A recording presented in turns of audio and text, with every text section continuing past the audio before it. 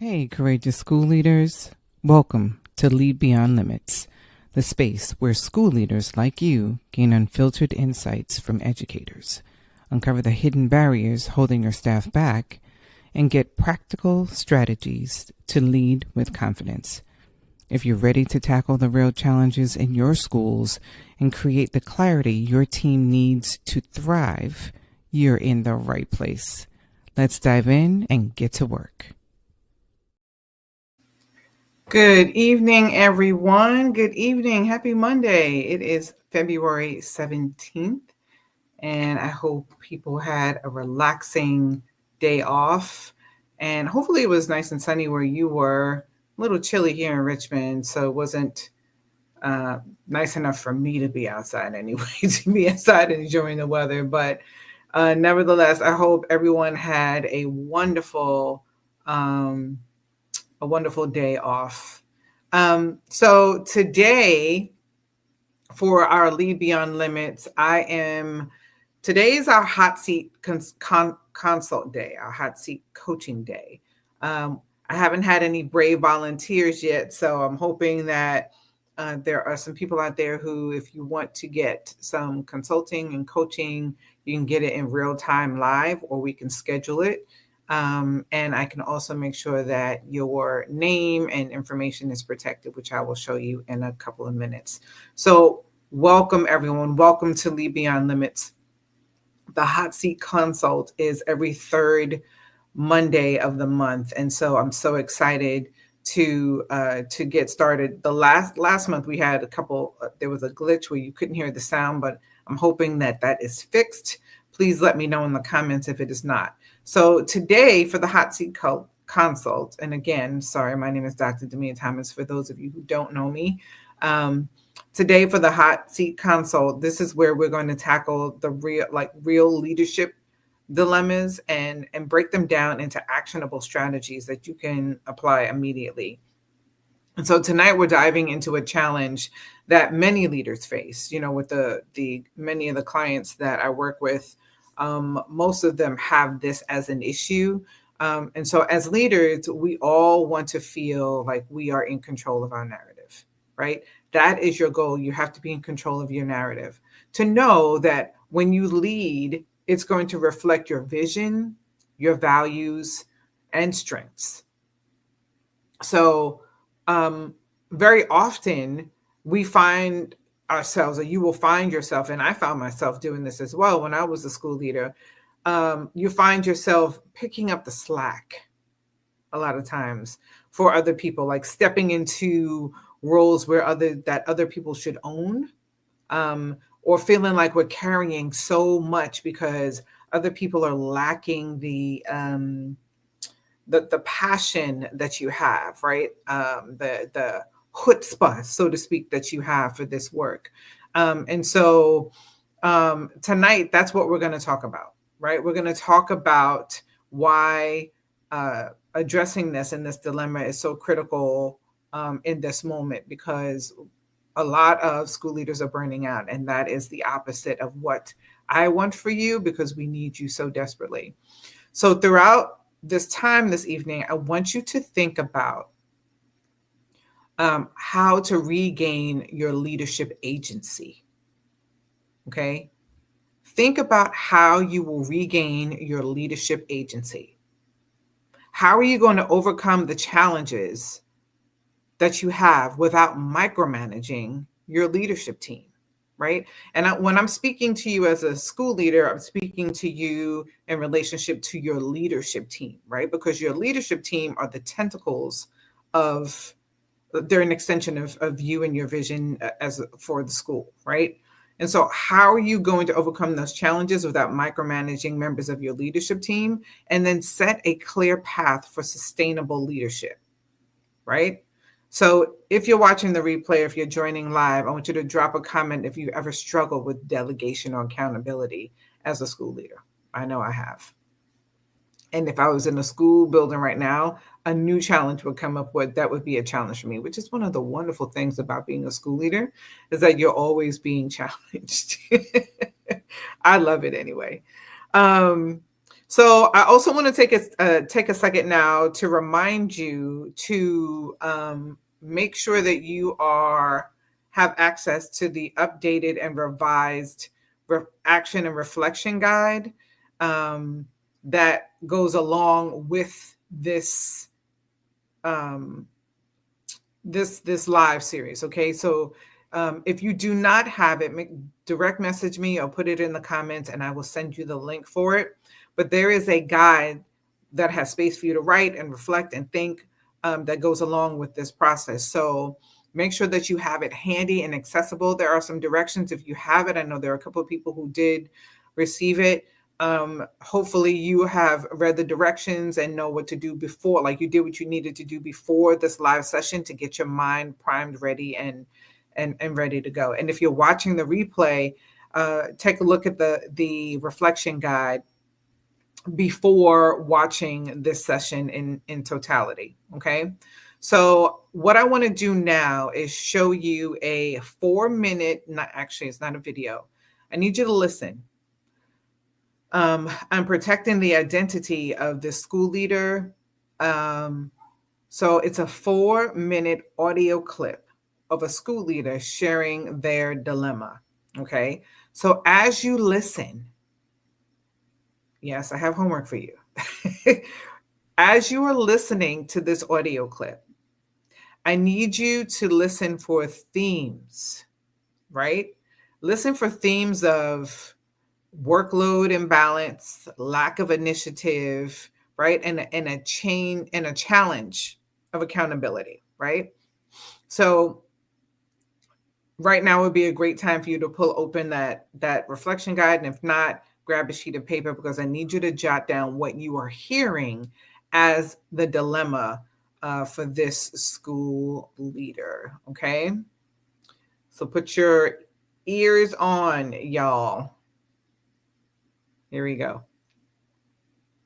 What my dilemma is that I am doing the most work and I have people to support me that aren't doing the same level of work.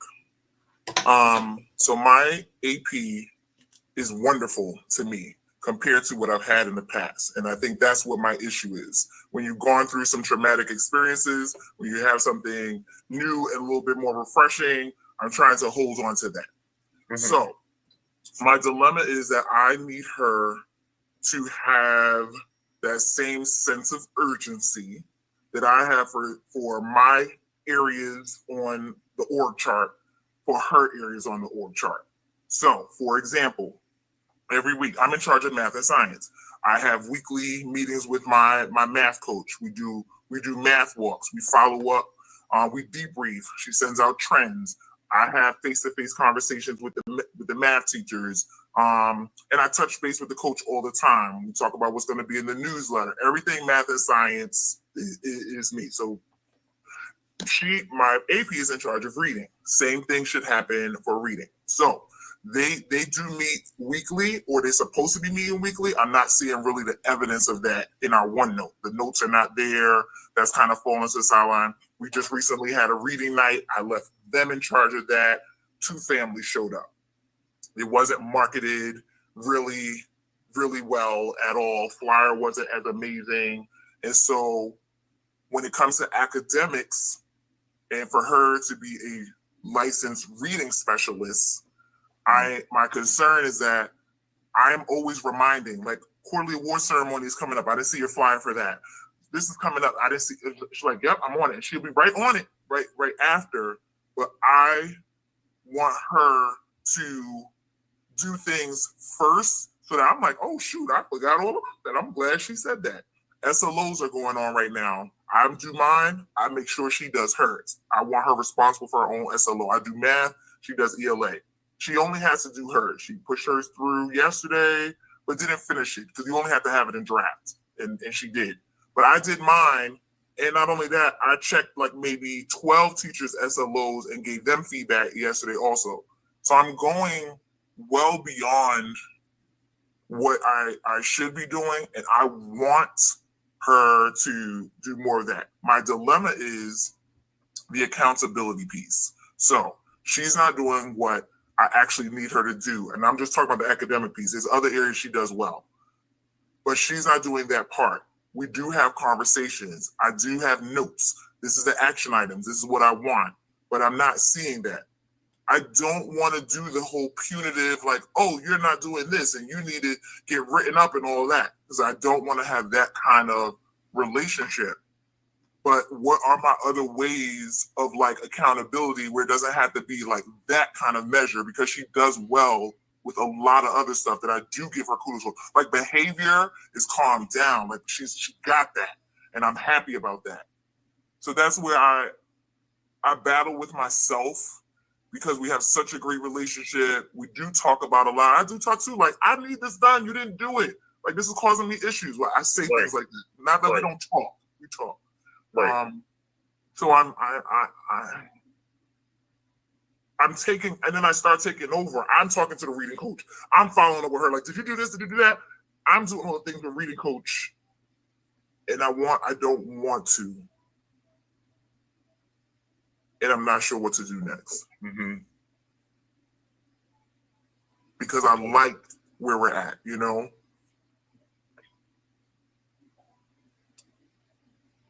What my dilemma is.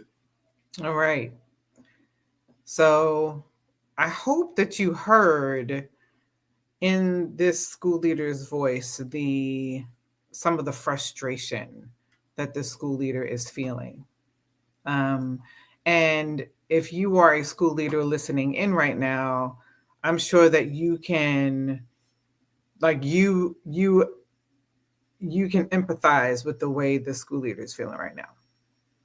So a couple of things that I would say, actually, I have had a conversation with the school leader already, but what I would say in addition to it is things for you to think about as you listen to it is, I hope you captured it and started thinking about it in terms of like how you are controlling your narrative, like controlling the narrative for you as a leader, right?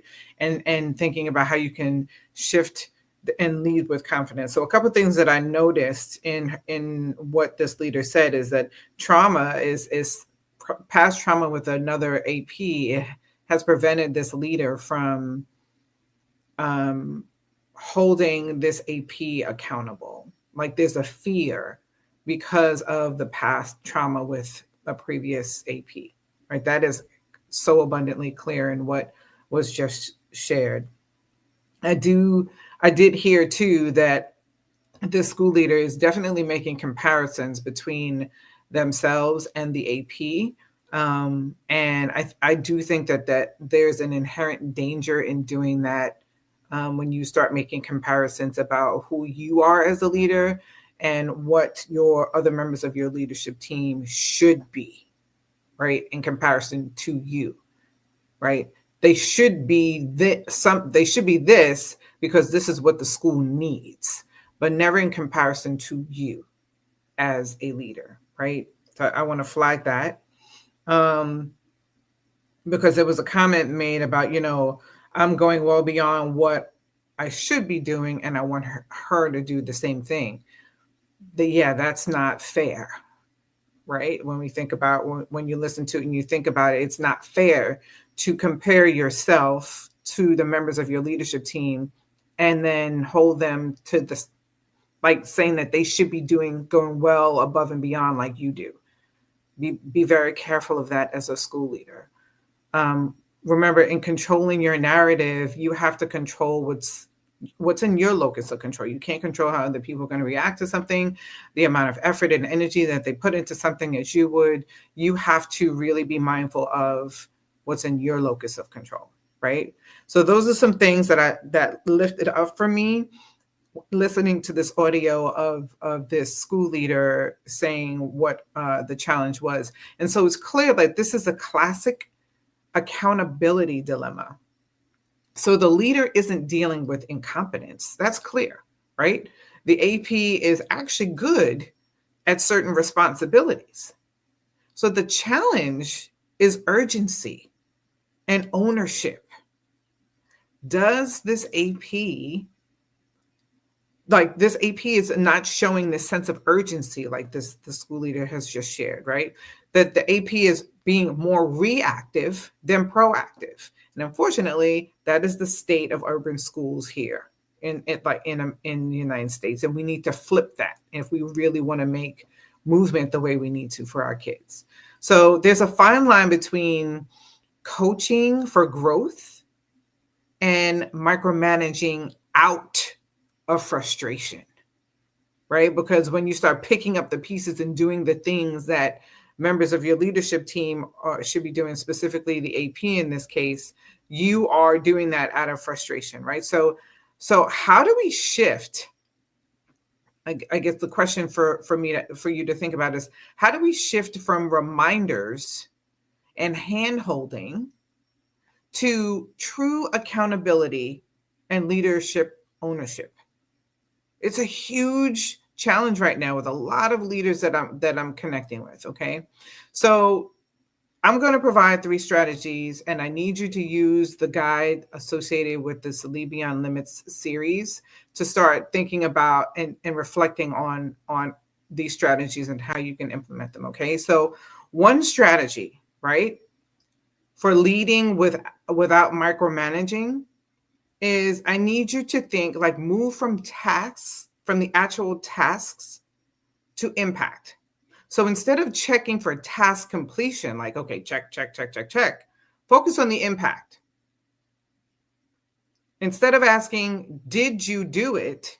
Start asking, what trends have you identified? So clearly, if the task wasn't done, there are no trends to identify. So you're not really speaking about the task as you're speaking about the outcome. Everything should be about outcomes. That is the data. Everything is about data.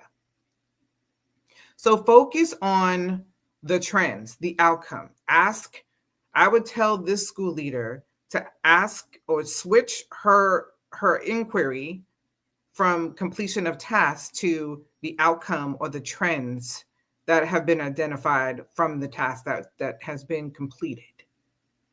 That's what I would share with the school leader in relationship to her AP, right? And then I would suggest to the school leader to require the AP to present data and updates, just like that leader does for math and science. She should require the AP to provide updates for literacy, right? So for example, at our next check-in, I want to hear 3 key literacy trends from your observations. And the specificity is so important, because if you're vague in what you're asking for, you'll get anything, right? If we want to be really specific about what the trends are, what the data is saying, what the impact is, you need to be specific in what you're asking for from the AP. So at our next check-in, I want to hear 3 key literacy trends from your observations this week. It's going to shift that AP's focus, because now that AP is realizing, okay, I'm not just completing a task. I actually have to show something by next week to the school leader, to my principal. So it's going to shift how that AP is operating, because we know it is not a skill or will thing. We know that the AP has good. It's not about incompetence. Like, the AP can do this. It's just about the principal, the school leader, being really specific about what's needed. Okay, that's the first strategy.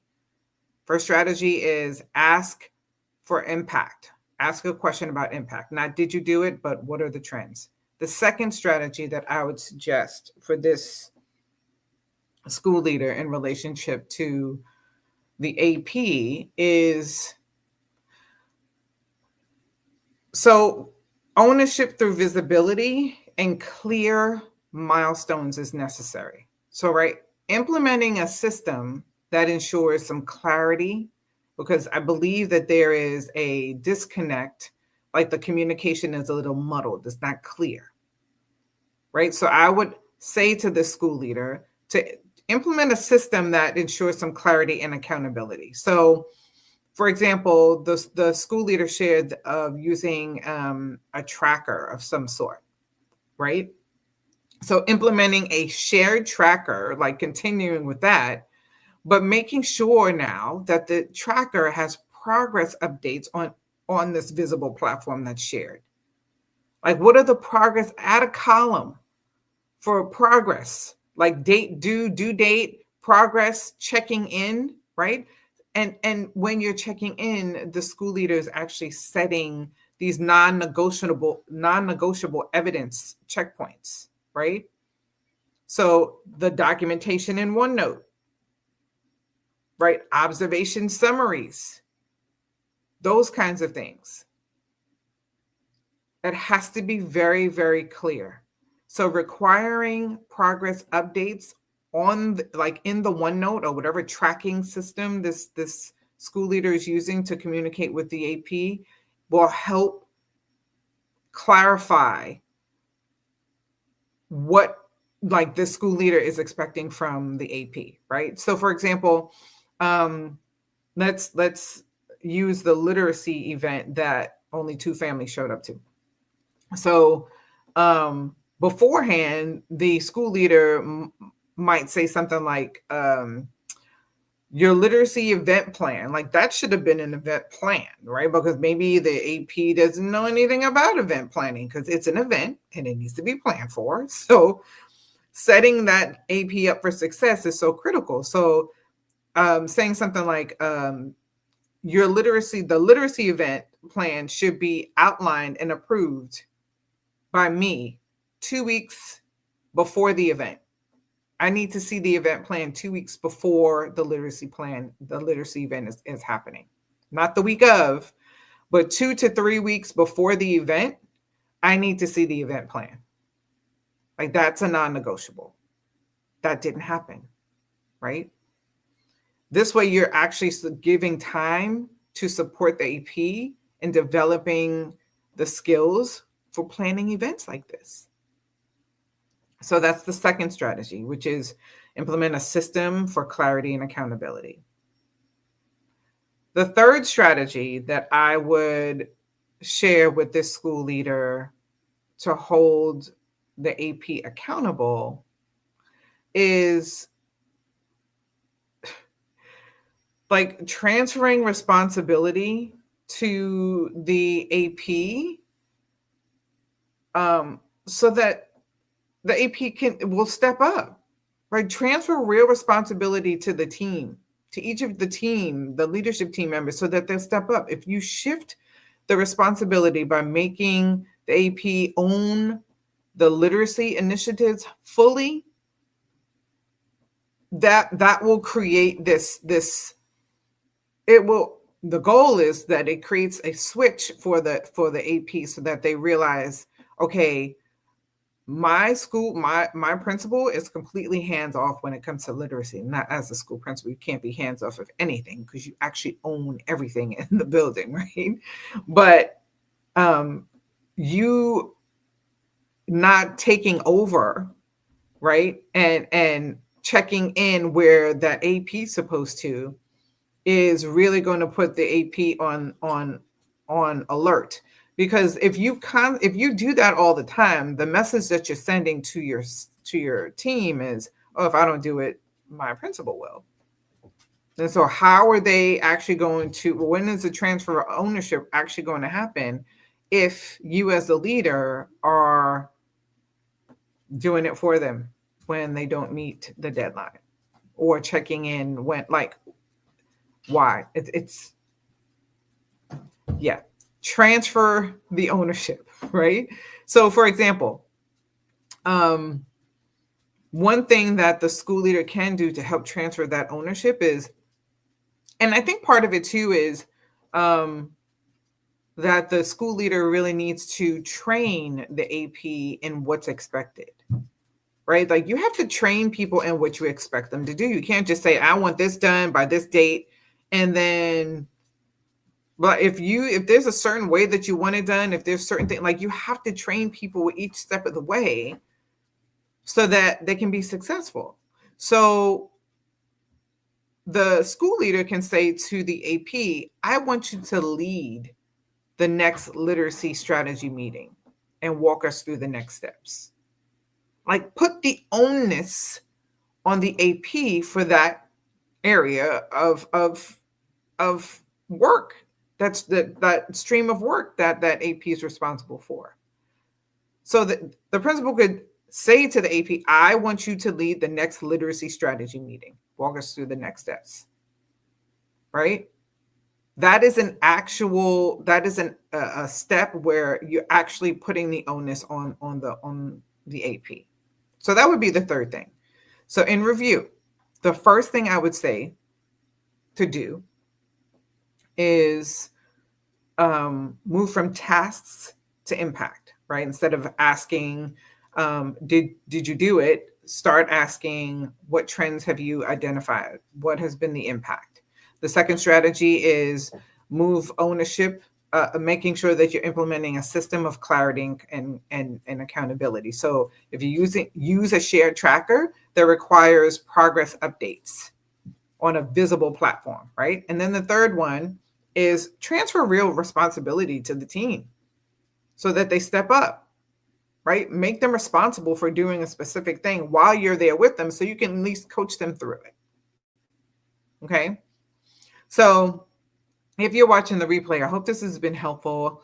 Drop a comment, or or in your guide, I need you to reflect right now and see how and jot down how this, if you can see how this can shift the leadership, how it can shift who owns what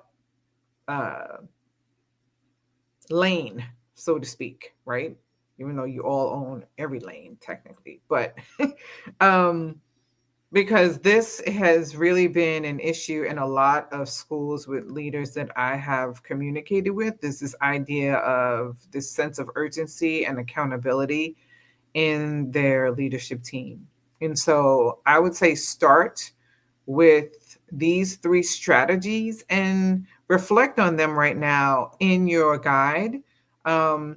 Because when you have practical strategies and decision-making tools in place, you don't have to worry about chasing people down. Like, everything is about systems. So when you have these systems in place, you'll end up leading with the confidence, right? Knowing that these systems are working for you. Again, controlling your narrative, right? So this is exactly why I created the guide, right?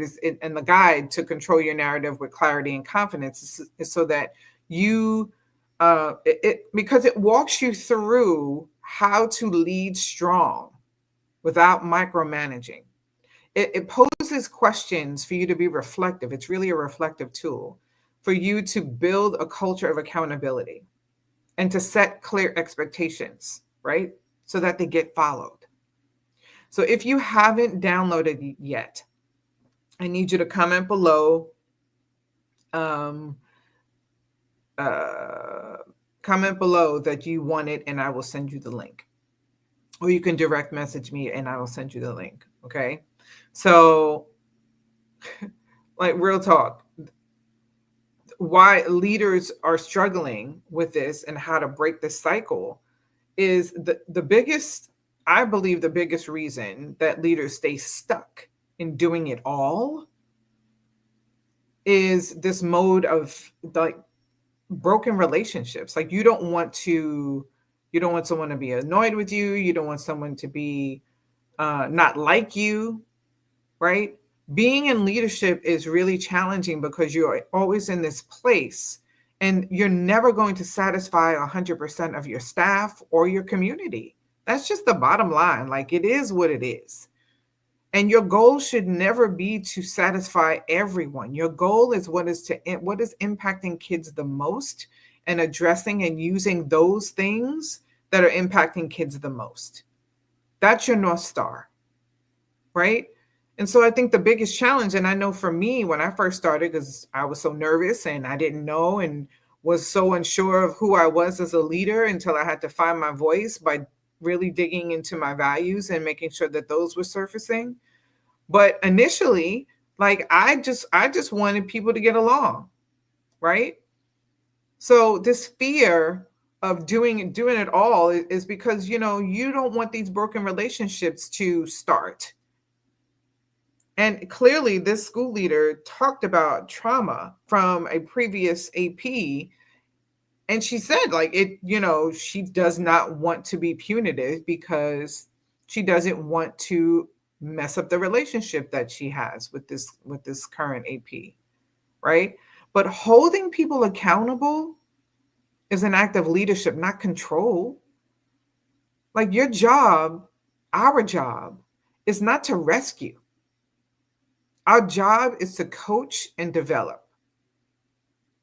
So if you keep over functioning, others will underfunction every single time. Okay, I need you to keep that in mind. As soon as you start stepping in and doing other people's tasks, working in their lanes, they're going to pull back because you're doing it. Okay. So if this resonated with you, I hope this was helpful. If this resonated with you, let's talk. It's time for you to gain some more control. Spring is about to be upon us, hopefully sooner than later, because I don't know about y'all, but I'm about tired of winter. But it's time to regain the control that you have, or maintain the control that you have, like build a high functioning team and stop doing it all. So let's talk. If you're ready for that, then let's talk.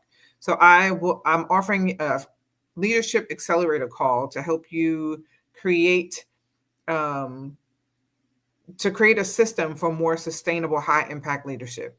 So it's a 30-minute call where we can map out some things, establish clear accountability structures, talk about them. We can't do all of that in 30 minutes, but we can talk about how to establish some clear accountability structures, how to shift your team, and how it'll help you regain time so that you could lead stronger, right? And live better with confidence. So comment call or direct message me, the word call, and I will send you the link to book a call. Okay. So every Lead Beyond Limits session is the goal here is more than just fixing, right? Because it's more than just fixing. We're doing more than that. We're having conversations and conversations that help you, the listener, step into the leader that you are meant to be. You just don't put out fires. That's not your role, right? Your role includes building lasting systems, this legacy piece that I keep talking about, right?